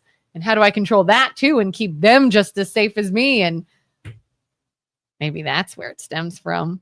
Well, the second part of that lecture would be the increasing probabilities part. So if you drive around more often, you have exposure to the road more often, you have other drivers more often. If you have less number, you have a lower probability. So half right on this one. Yeah. Right. The other part of it let's just say you wanted to go out on a joyride, which means that you have no benefit other than enjoyment and creating a risk where you're on the roads that something could happen. Now, if you go and do that, you know you're needlessly putting yourself at risk with no benefit. If you have to go to work, that's essential. If you're just going to get ice cream, that's non-essential. The probabilities you're going to be in an accident are X. Just increase X to a higher number, right? And then you offset, right? You've offset the extra liability that you took on by doing something that was non-essential. Yeah, like I don't freak out so much in my daily road trips, but like if we want to go somewhere, the travel terrifies me. Like I want to just be there. Like we were talking about like Hocking Hills or going to visit family in Columbus or going to do something and, you know, going up to Lake Erie, going wherever. I want to go do those things. I don't want the act of going. And it's like, hey, let's go to this place. It's a couple hours away. It'll be so much fun. I bet it would be fun. I would love to be there. I want to be there. I can't stomach the thought of traveling there. Like, how many hours away is it? It's about 2.5, 3 hours. So for 3 hours, I have to just try not to die. Like, I'm just like, I don't know if I can. Rewire that brain. That is the answer. Rewire that brain. Use the emotional energy of fear to do more things that increase your probability of safety. That's it. That imagination, put it good to use. Do more things to increase the probability of safety. Yep. And then it'll take you 2 hours to make that list, and you'll have lots of stuff to do when you get home to increase that probability. And by the time you're done with your list, you're already at your destination. You're like, I didn't have enough time to worry. And then maybe on the way, I'm like, listen, I am confident. I have done absolutely everything there is to do to increase my probability. And now, Jesus, take the wheel. I can't do any more. But there will be so few of those that's where that faith and trust in your process, right, will fill in on any of those gaps. Because before, you have 100-mile gap of unknowns where you're not responsible in that car because you did nothing to keep it as safe as possible, and you're worrying and you're a little bit shamed that you did nothing to make it safer. Now it's just 100% on a gamble, right? Yeah. But if you did like 1,000 things of preparation and you have contingencies built on other contingencies, you did everything you can. You can, with clear conscience, just say, you know, if it's going to happen, then it really wanted to happen because I did all the preparation that was possible. Yeah. What? I know that look. One of the things that I do a lot when I'm the passenger and my husband's driving is I will watch him. If he looks at something, I go, please keep your eyes on the road. Please keep your eyes on the road. And he's like, I am. And like, I don't want to be that person that makes him like, all right, I'm staring at the road. Like he could be like, oh yeah, look at the corn's growing or look at that thing over there. And I'm like, can you not? Don't. But when you're rewired, that won't happen because you're seeing things through the prism of fear. And so when you're looking for a blue car, you will find blue cars because that's where your focus of your energy is. If you're looking for solutions and increase in probabilities, then your imagination takes you to 1,000 new things that you can do to make it safer. And you have time to like try to control other people and be, you know, an observer in the madness. You get, especially with family. Family is really good about getting on the same page. When something's important to you, everybody kind of shares with the importance and everybody chips in and makes it even safer. Like they'll say, mom's crazy, so just be quiet. Exactly. So she doesn't freak out. Give her what was the drug that Lexapro. Give her Lexapro so we can get to our destination without crazy. My husband has thought, he's like, should we look into a sedative that will knock you out on a road trip and you just wake up when we get there? Just try rewiring your brain. Let's move on to something else. We've belabored the craziness that is Kelin. What's the next topic? Crazy. I don't know. That's all I got. What's your topic? So we talked about restrooms and nakedness. Yeah. And we talked about fear and reprogramming. We talked about weathering, engineering and harvesting energy in new ways. God, we covered a lot of ground today. Yeah. What about pop culture? Anything happened to it? Because I have read so little in the news realm. I have no idea what's going on. Do you really care? You never care about pop culture. I'm trying to bring pop culture all the time. I'm going to say it's stupid. I'm going to say it's stupid, but I just haven't had any exposure to it. So what's going on? Like, anything of substance? Lots of new albums coming out. Lots of people making new music. there's always this, is Justin Bieber and Haley All right, Bieber going to break up? Let's see if Velvet Sundown, how it's doing. Hey, speaking of which, Yes. I went to YouTube and I looked up Velvet Sundown to be like, oh, what is this thing? And then I saw a video of a guy that's like, we are real people. Here's our band. And then I saw another video again that said, nope, it's totally AI. Is it factually proven it's just AI, this Velvet Sundown? I can't say that it is or isn't, but man, would that be a good marketing campaign if you dressed up your first album release and suggested that it was AI so everybody would freaking listen to it. Now you got over 2 million spins. Otherwise, if they would have just pushed it out there and there was nothing on it. And I couldn't even find the song. All I could find are videos of people talking about the song. I have it on Spotify right here. Okay. That's them. Yeah. Velvet Sundown. Oh, yeah. But you didn't need to see it anyway. I thought of another thing too that is probably going to open up a can of worms. Okay. How do you feel about the discussion of having an African-American James Bond for the latest Bond film? Apparently that's a controversy. All right. Pause that. I want to read it. Pause.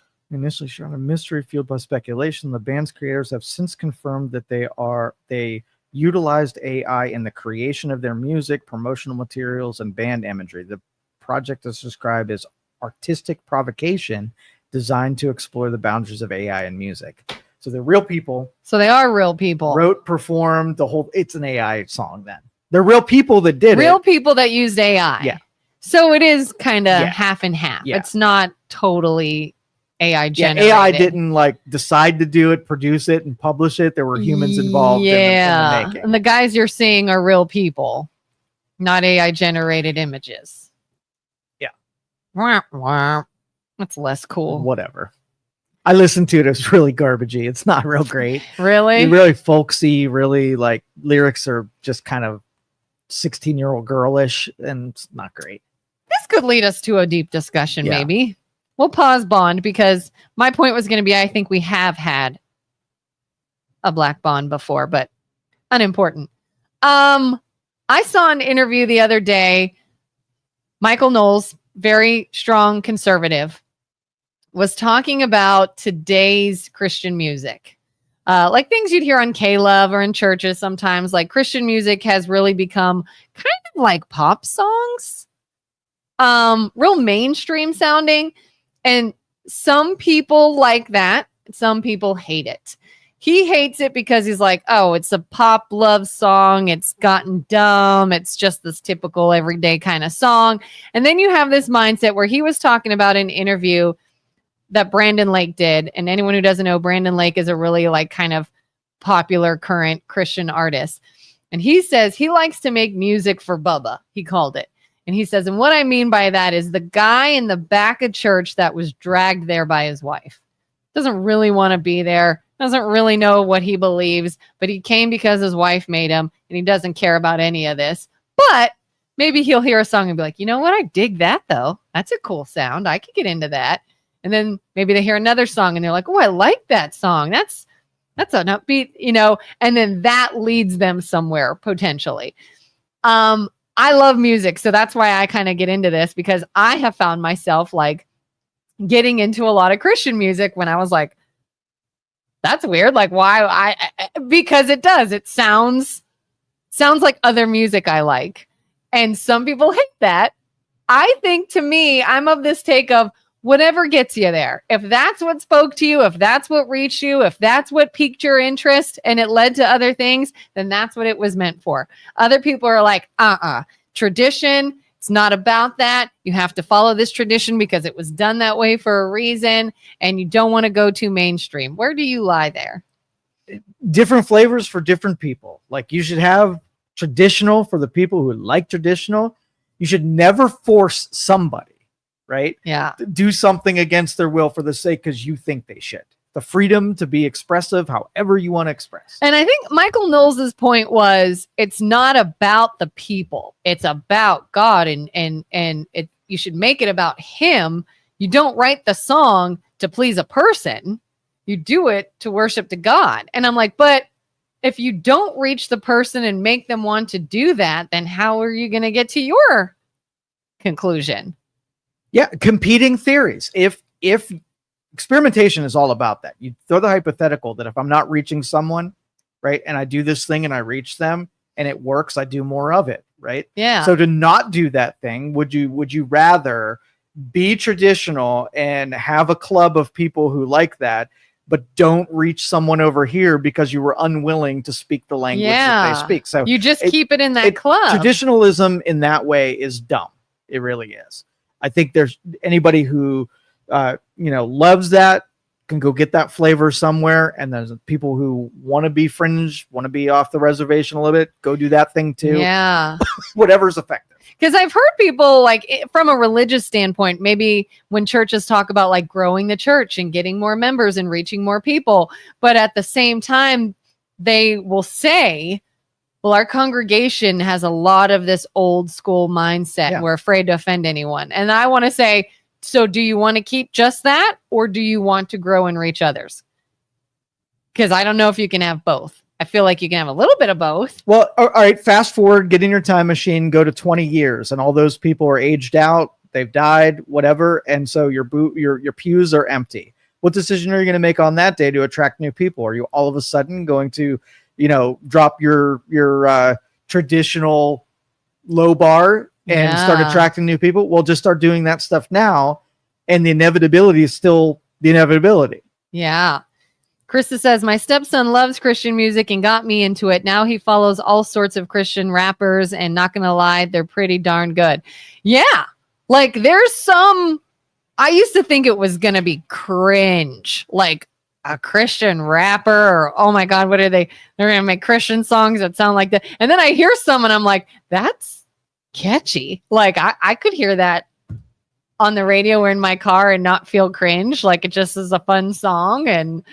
And again, if that reaches someone that listens to rap music or whatever, it could be country, it could be whatever, they're in this realm and then they hear something that sounds like that, so they like it and it draws them to more.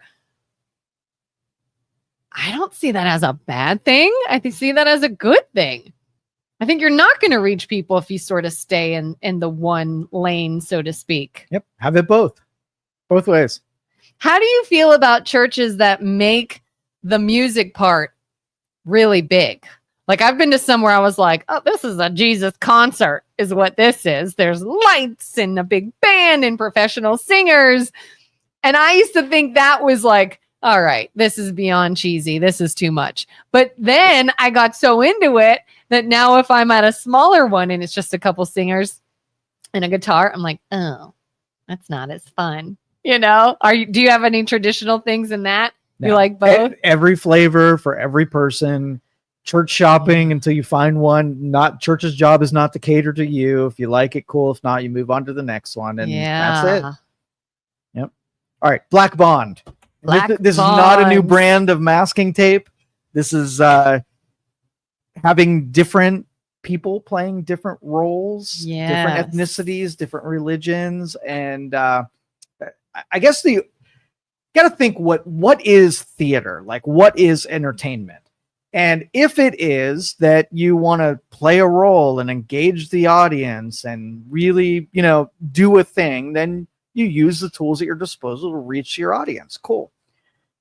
But theater, I think, gum things up when there's some rules that they don't apply to certain things. Like, for instance, if you have we'll say a Native American, right, that is played by some white dude, right, appropriating a culture to a person that's not Native American, all of a sudden, the sacred thing of having a real Native American play that role is super important.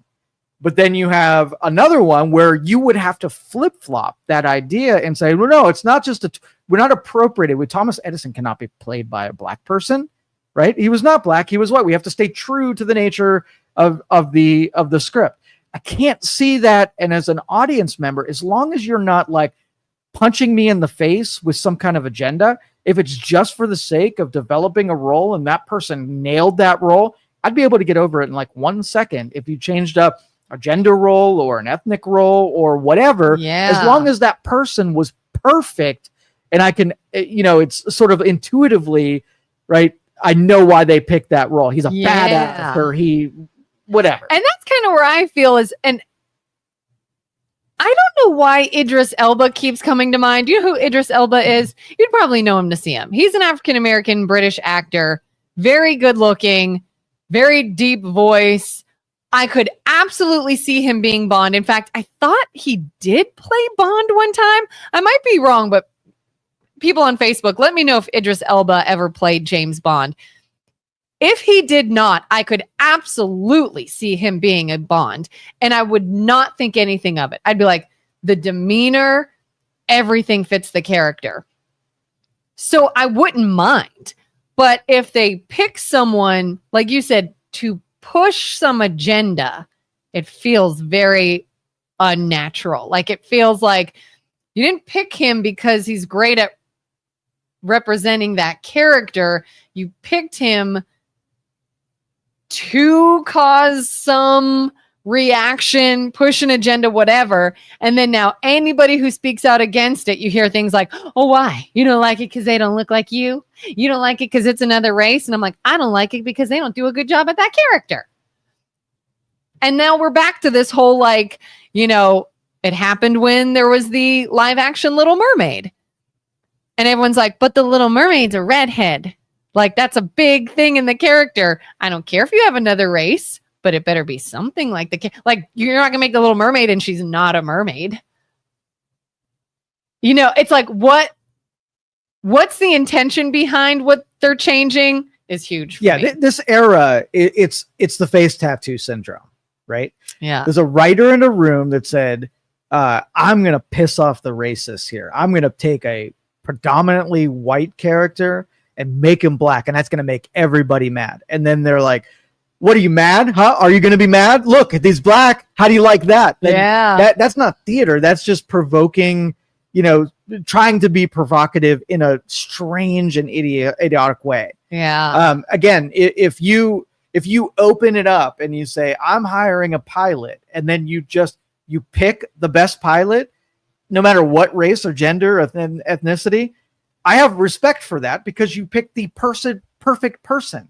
But if you're like, I want to really get them, I'm going to take a person with no arms and legs. And when you notice the person flying the plane has no arms and legs, you're the problem, not the controversy of me wondering, how's this dude going to fly the plane? He has no arms and legs.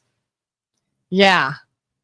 Krista says, whoever they cast as James Bond needs to be one of the sexiest men alive. Race be damned. That's it. Yeah, they got to do it well. Right. You can't just pick anybody because you're like, oh, let's have some diversity. Let's make it this. So when in television shows, and I notice this a lot, where they put in almost no traditional relationships. Every relationship in these shows, either a mixed race relationship or a same-sex relationship, or just really taking the traditional and making it so absurd out of the equation that you couldn't see a commercial that didn't have some kind of controversial type of mixed bag there. You know what I mean? Yeah. And if I saw it, it wouldn't even catch my attention. But if that's all there was, then I'm suspicious of it because it almost seems like it's a conspiracy. Yeah. To normalize the margin, the minority, so much that it's so in your face. You're like, come on, there's no white people left on the planet. What's going on? Yeah. It's like, it feels combative.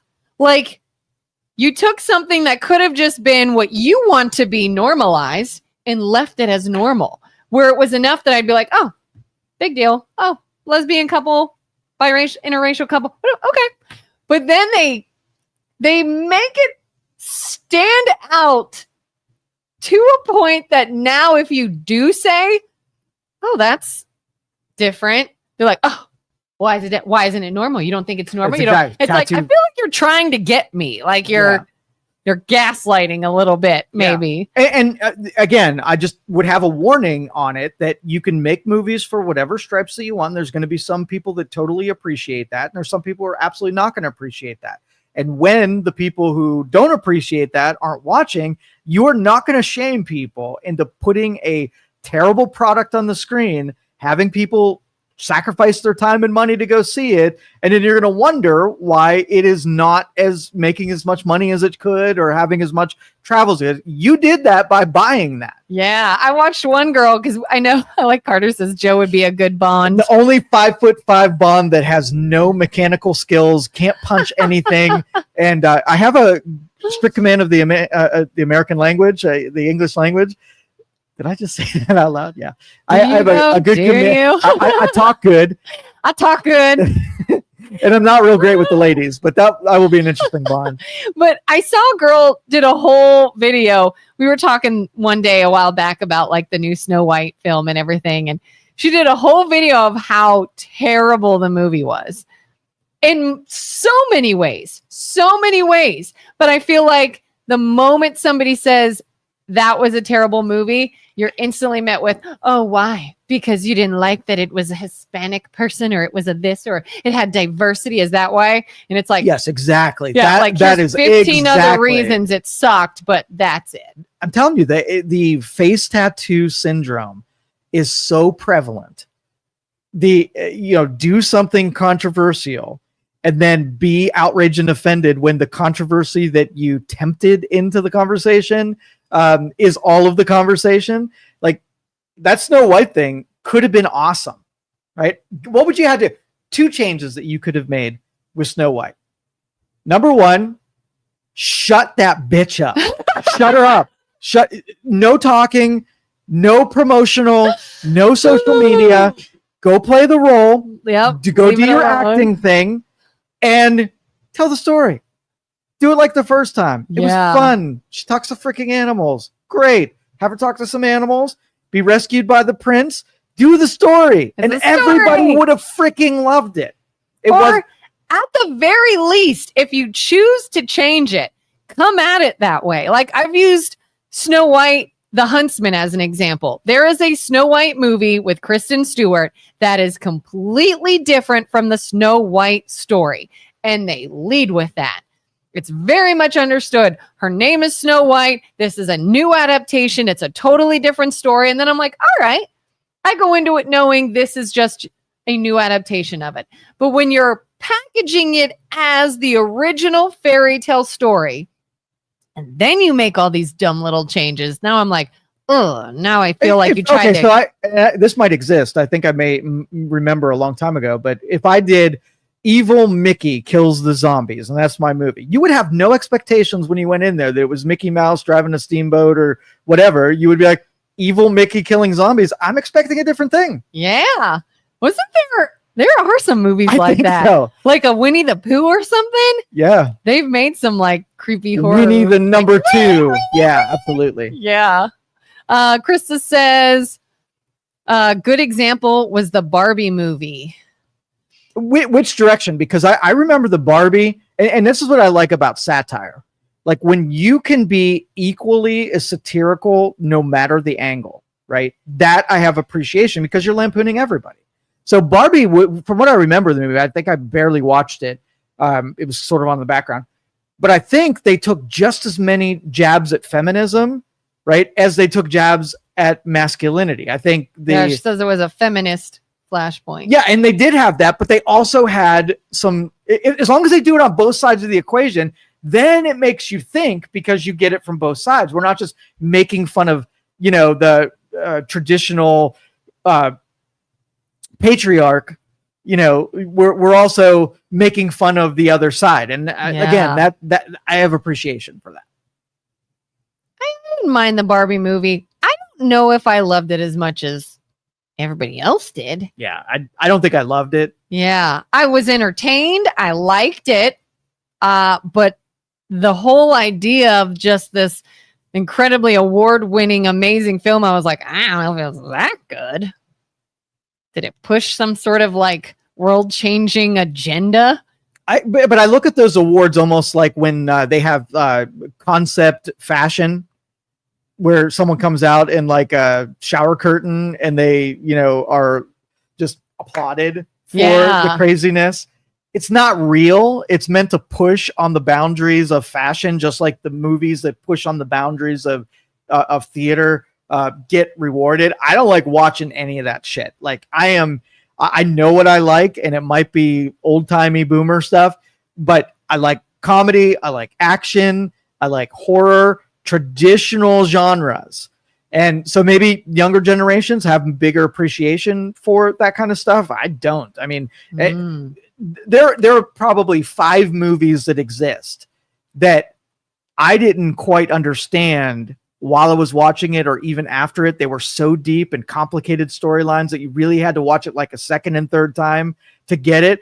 Now all movies are so superficial. Like you have to dig into it and find meaning because there really isn't any. Like I just watched a movie that had hand grenades, a machine gun, and things blowing up.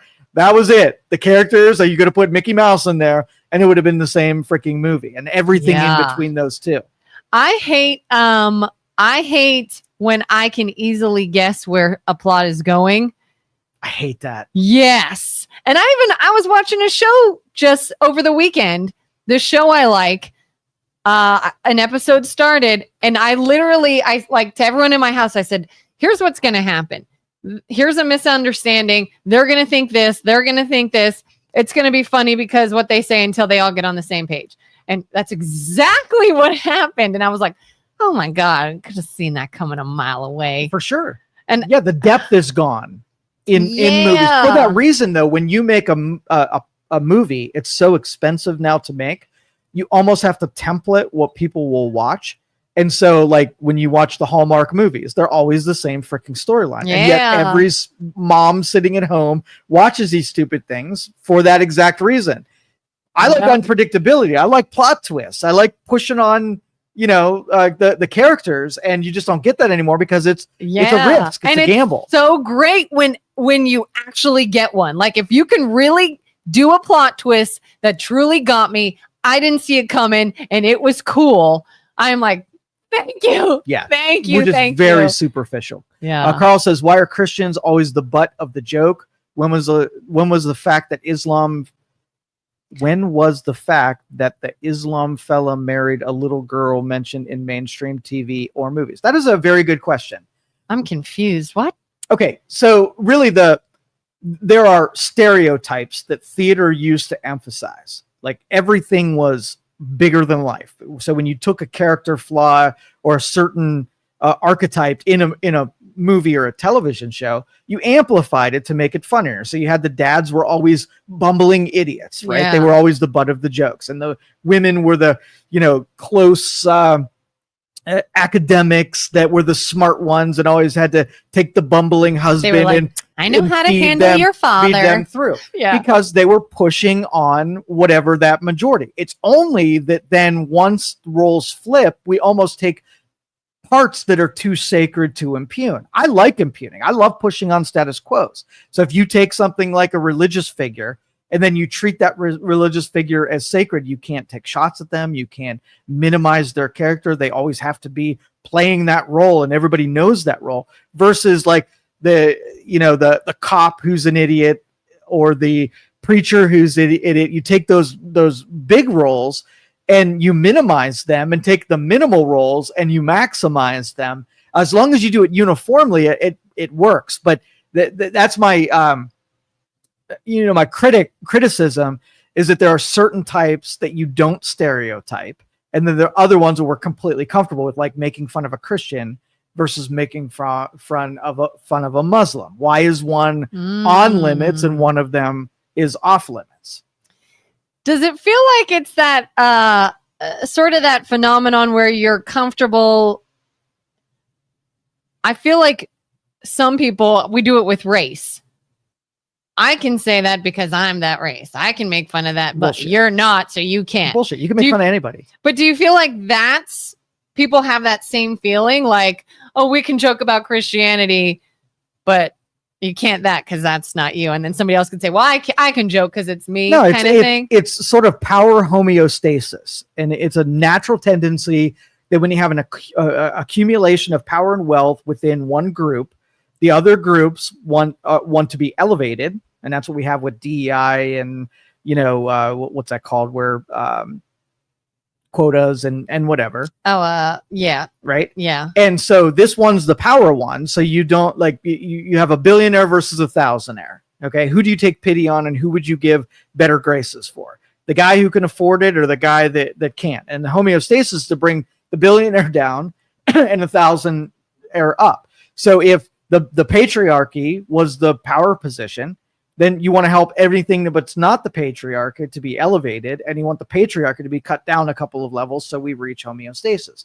So that would be, like I said, it's a phenomenon in nature where all of the pressures are going to push it in that direction, no matter what. And we can't take the patriarchy and inauthentically keep it elevated, right? Which would be the natural tendency. And we can't then take the minority end and inauthentically minimize it and keep it down, which again, that's happened in the past as well. What? Did I say too much there? I'm still confused by that question. The Islam fella married a little girl mentioned in mainstream TV or movies. Why is Christianity always butt of the joke, but we don't talk? Well, if in that religion, marrying a 13-year-old girl is a taboo that we can't make fun of. Like if you took a spoof movie and had every Muslim, with goats and 13-year-old girls versus a Christian and had them what would Christians like altar boys and whatever, you probably seen the altar boy one on a regular basis and nobody really cared because they were in the power position. And you don't see the Muslim one, which because that's taboo to talk about and put into. I saw Family Guy make a joke one time. Yeah, well, Family Guy, South Park, those people don't really care. They impugn everybody, and that's fair game. Yeah. Let's wrap this up. I say we're out of time, unfortunately. Thanks for joining us, everybody. We'll be back again tomorrow. You get a triple dose of us. Quadruple. Yeah. Monday, Tuesday, Wednesday, Thursday. That's us. Oh, it's a good week. It's a good week. All right. Have a good one, everybody. We'll catch you next time. See ya. Thank you for listening to this show on Youngstown Studio. This is original Youngstown content. Feel free to share our videos and tell your friends about us. Don't forget to subscribe to our YouTube channel and follow us on Facebook.